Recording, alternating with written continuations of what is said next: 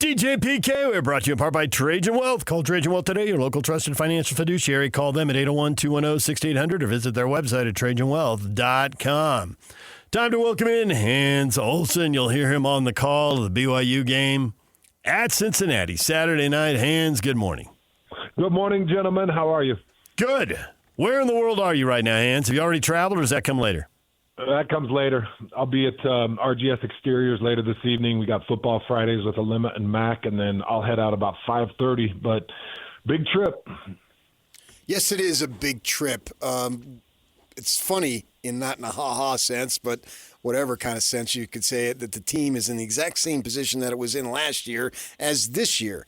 And we were surprised last year. We're surprised this year. But I don't think now that we've seen the development of the program from last year to this year, we're mainly surprised because of the quarterback situation. Otherwise, I don't think we're surprised, whereas opposed to last year, we were probably surprised about the whole thing. Now, with all that being stated, I believe this team is literally better than last year, so I like their chances more going into a good team's stadium than I did last year. What do you think?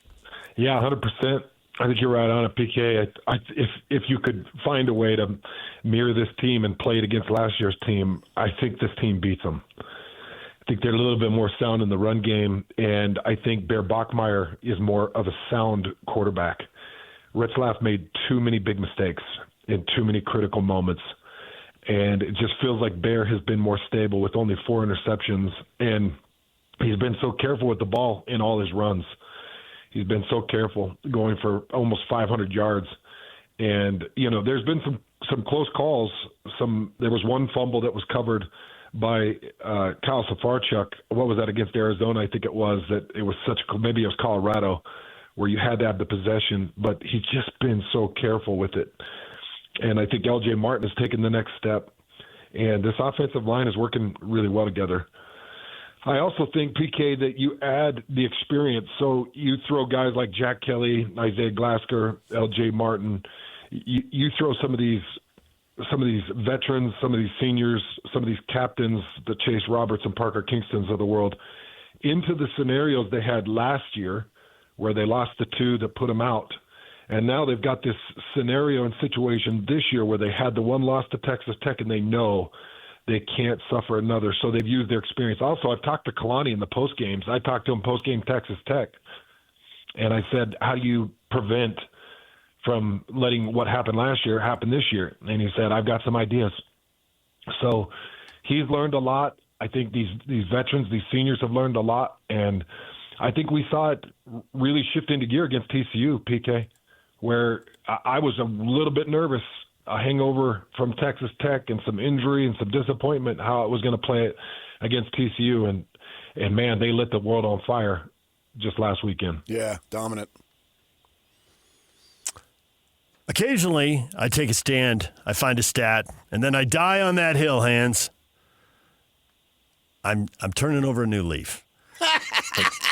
Good one, Hans. Good one. I've tracked this for years. Hans. Teams travel 2 time zones or more, the winning percentage drops through the floor. It's not impossible. It can be done. He was tracking it as a 10-year-old. That's what's absurd. What is it, like 70%? Well, I know it's high, DJ. What it was like 70-some%. Isn't it? I haven't added it up this year. I don't have a recent number for you, but I've been tracking it since at least 20 years of watching this. I've been talking to Riley about it for like 15 years, That's ridiculous. And it keeps happening. However, that team that travels, sometimes they win. Sometimes they're really good. Sometimes the opponent's really bad. It does happen, and I think the BYU defense is really good. So although normally I would pick the home team in a 2 time zone game, I'm thinking I'm going to bank on the Cougar defense to come through, and I'm going to pick BYU to win this game. I know I could well be wrong. It could absolutely could be, but I'm doing it anyway.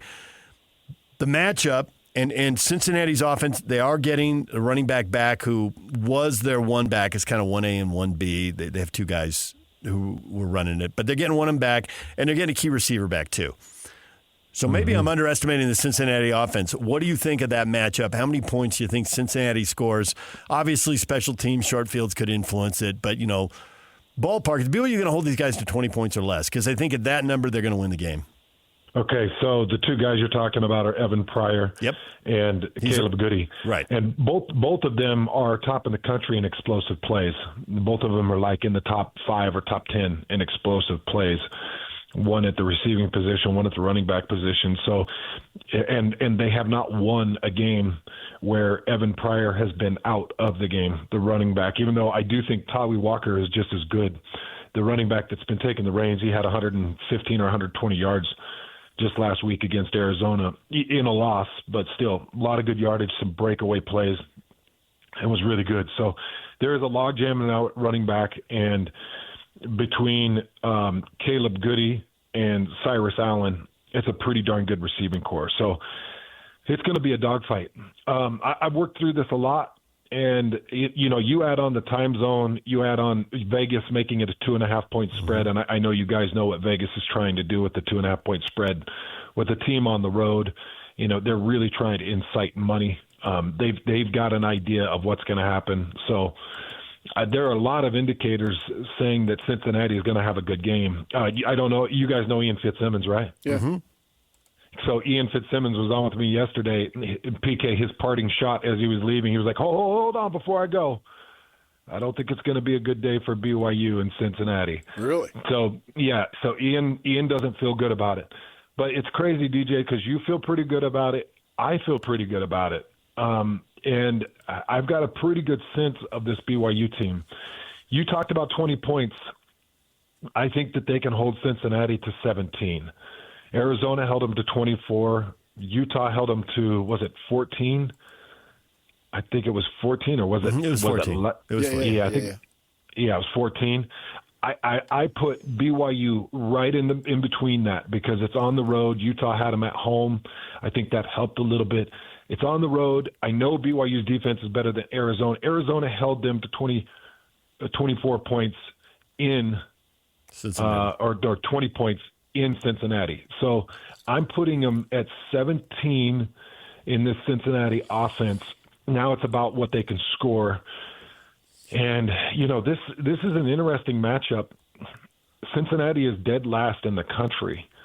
They're 136th out of 136 teams in ball possession with only 24 minutes of ball possession. BYU is number 14 in the country with 32 minutes and 40 seconds of ball possession. So Cincinnati hurries, they lose the ball, they end drives quick, they can exhaust. And I think BYU is going to be able to establish a run. Cincinnati gives up too many yards on the ground. So I'm going to put BYU's points somewhere between 28 and 32 based off of stats, based off a lot of the film I've looked at. So, yeah, I'm just breaking it down probably too much, DJ, but I feel pretty darn good about BYU, where they stand and where the Cincinnati team is. And I'm just putting together my keys to the game that I do in the pregame. And one of my keys is going deep into detail. Cincinnati's not going to be able to win this game just on a base format. They're going to have to have some trickery. They're going to have to be out of the box. They're going to have to do some crazy things in order to win this game. That's how much I think BYU's got the trench advantage, the linebacker advantage, the running game advantage, and the corners advantage. I think that BYU has a lot going for them. And I'm with you, DJ. I feel pretty confident about it. Yeah, I think that's another way of saying, in my mind, when they played Tech, they needed to be clicking at the top level in every aspect of the game.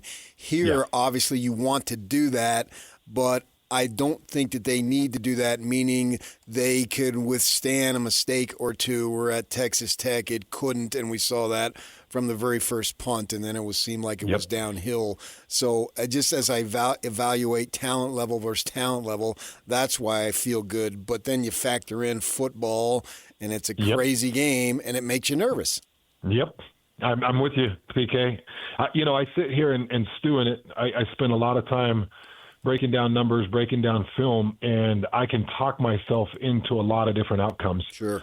And I could see Cincinnati doing some wild things and getting some lucky breaks and having a lot of things go their way.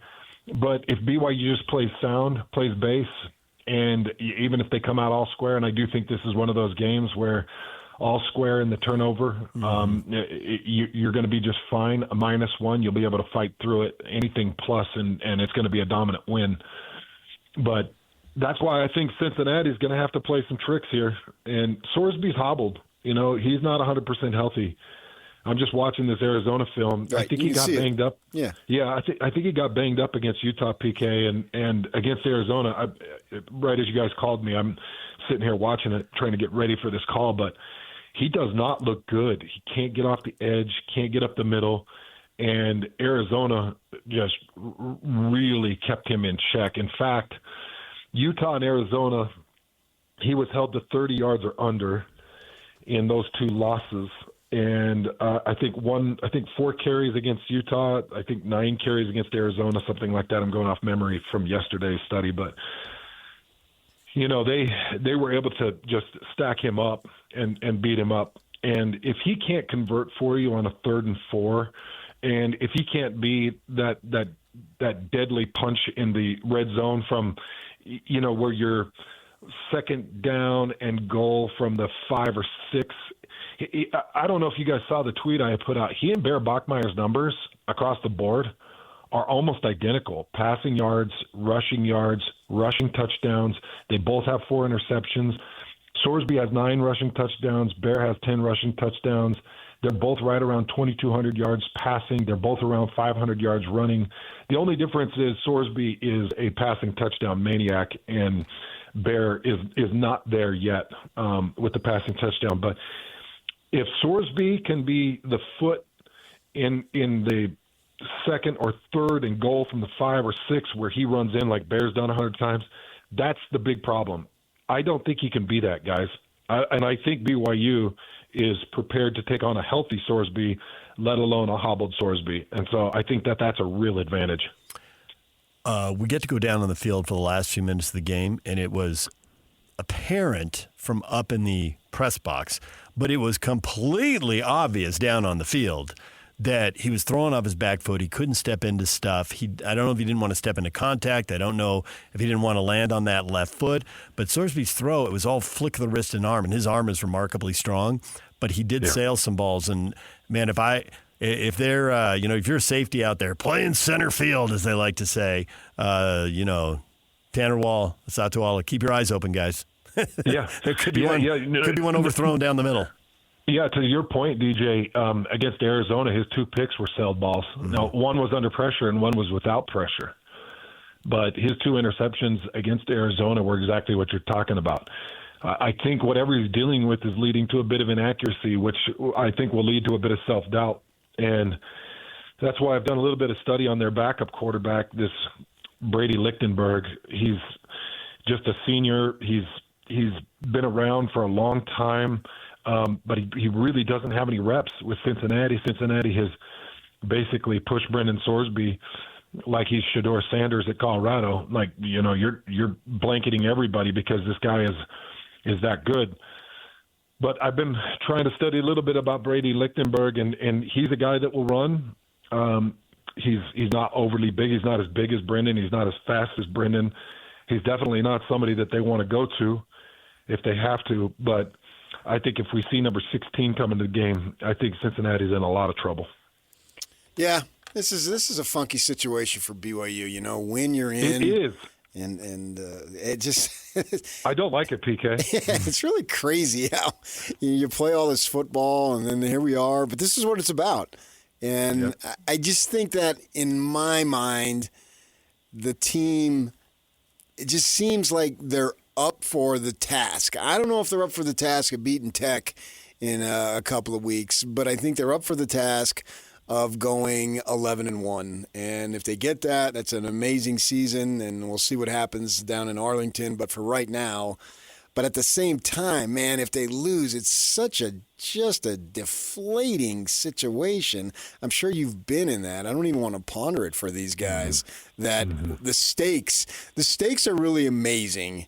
And somehow, and I know you've been in that situation, how do you get yourself to ignore the stakes and play football? Yeah, it's really tough, and I have been there, PK. I was a part of that 1996 team that went 14-1, and that one loss to Washington. It was in Washington, and it was a tough pill to swallow. I remember the day I was dressed on the sideline. I was redshirting at the time, and we didn't understand at the moment. We didn't understand how impactful that one loss would be. But we get to 14-1, and whatever it was it BCS back then? I can't even remember, but they didn't give us a shake. They didn't give us a fair nod in what we were able to do in that season. But that was a miserable one. And, calling that Kansas game last year, it was, the Arizona State and Kansas game, back-to-back losses, watching one lead to the other and watching it be just a monumental mistake. And Kansas just weren't a good team. I mean, they were a good team. They were okay team, but they weren't a team that BYU should be losing to at home. That was a real upsetting moment. But I've been a part of a lot of it, PK, and I say I don't like it because I think the three of us have, in the years that we've been in this market calling games and covering Utah and BYU and Utah State, it just feels like these moments come fairly often, and there's more letdowns than there are pickups. But, I think Kyle has gotten over that line a couple of times, getting the Pac-12 championships and doing what he needed to do. And I think Kalani is very capable of it. It's just like, it's here. This is the moment. And this is the game. Right. If you stub your toe here, the three of us during our shows are going to be talking about the what ifs and could haves instead of, well, here we go, the rematch in Arlington. And, I keep catching myself getting ahead of myself. Tuesday night, I pulled up the BYU Texas Tech game and I watched 3 quarters.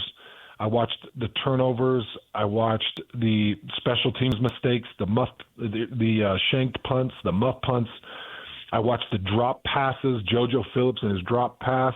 Chase Roberts had one that was in his hands across the middle. And I'm watching this game thinking, oh, give me that back. Give me that back. I want that back because if that happens, then, now the score is 17-28. And now, your brain starts running all these cranks. I want to see BYU get that shot back at Texas Tech. I'm not saying I'd favor BYU. I'm not saying that they'd come out to win. I know they can play a better game than they played against Texas Tech. I just hope they can find a way to get that shot. Chuck, I don't know if you saw the play in the Cincinnati-Iowa State game, but I just put it back on Twitter because it's so awesome. Towie Walker, the running back who's been healthy for Cincinnati, completely blows up on a carry up the middle, blows up a safety. Hans, you like football and you like contact. You need to go David DJ James and see that play. It's going to make you smile. He's a load. He's only 5'8". Yep. But he's about 225 pounds. He hits a guy in the chest and he lifts him up off the field and drives him backwards. It's spectacular. And the guy's head snapping back. It's wild. We're late to break. We gotta run here, Hans. But check that out. Safe travels. Good luck on that remote today. Good luck on that game tomorrow, and we'll talk to you next week. Good luck on your life, man. Yeah, your life. Oh, PK, thanks, my brother. Yep. Right back at you, boys. Okay. Right back at you. All right. Thanks, Hans.